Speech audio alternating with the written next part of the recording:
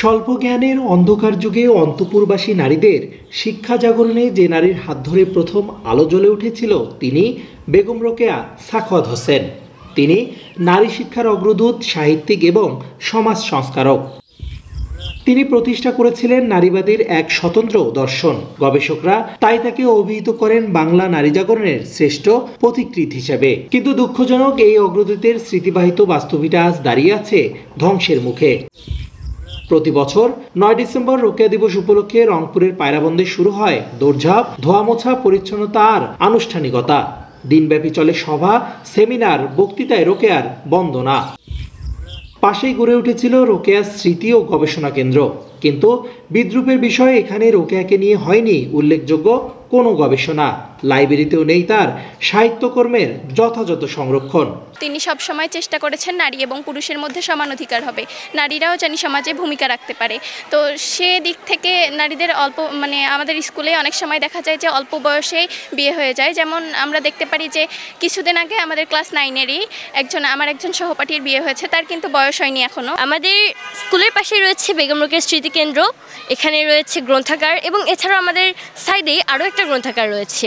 আমি মোটামুটি এই গ্রন্থাগার দুটির নিয়মিত পাঠিকা এবং আমি পড়াশোনা করে যেটা খেয়াল করলাম যে বেগম রোকেয়ার লেখা নানান বই থাকতে পারে, যেমন মতিচুর, সুলতানাস ড্রিম, বাট বেগম রোকেয়ার যে জীবনীটা জানার জন্য যে বইগুলো দরকার সেইটা মূলত নেই। টিচারদের চোখের আড়ালে যারা বিবাহ দিচ্ছে তাদের তো আমরা কিছু করতে পারছি না, তবু আমাদের যতটুকু সামর্থ্য আমরা সবাই মিলে সহযোগিতা করে জানি আর এরকম ভালো বিবাহ না হয়। আমরা যে প্রতিষ্ঠানকে এদেশের সাহিত্য সংস্কৃতির অভিভাবক প্রতিষ্ঠান হিসেবে মনে করি বাংলা একাডেমি, সেই বাংলা একাডেমি কিন্তু বেগম রোকেয়া স্মৃতিকেন্দ্র পরিচালনা করে।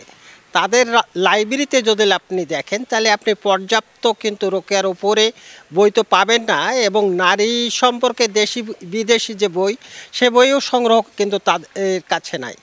অর্থাৎ যে প্রতিষ্ঠানটা আলো জ্বালানোর কথা ছিল এবং এদেশের নারী সমাজকে পথ দেখানোর কথা ছিল, সেই প্রতিষ্ঠানটাই আজকে অন্ধকারে।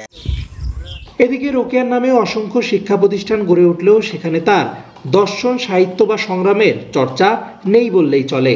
রোকেয়া সাখাওয়াত হোসেনের নামে পদক প্রবর্তন হয়েছে, তার নামে অনেক শিক্ষা প্রতিষ্ঠান হয়েছে, বিশ্ববিদ্যালয় হয়েছে, কিন্তু আমরা দেখেছি যে এটি ভুল নামে হয়েছে। রোকেয়া সাখাওয়াত হোসেন লেখকদের ক্ষেত্রে লেখকেরা যে নাম যেভাবে ব্যবহার করেন সেভাবেই ব্যবহার করার নিয়ম। আমরা যদি RS হোসেন লিখতাম কিংবা রোকেয়া সাখাওয়াত হোসেন লিখতাম, নানানভাবে লিখতে পারতাম, কিন্তু আমরা বেগম শব্দটা যুক্ত করেছি।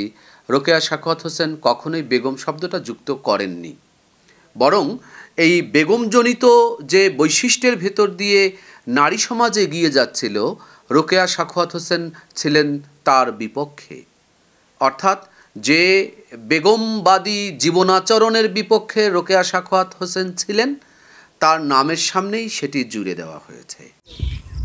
নারী জাগরণের পথিকৃৎ বেগম রোকেয়ার স্মৃতিকে রক্ষা করা শুধু ঐতিহ্য সংরক্ষণ নয়, এটি ভবিষ্যৎ প্রজন্মকে শিক্ষিত ও সচেতন করার অঙ্গীকারও বটে। রেদওয়ান হিমেল, সময় সংবাদ, রংপুর।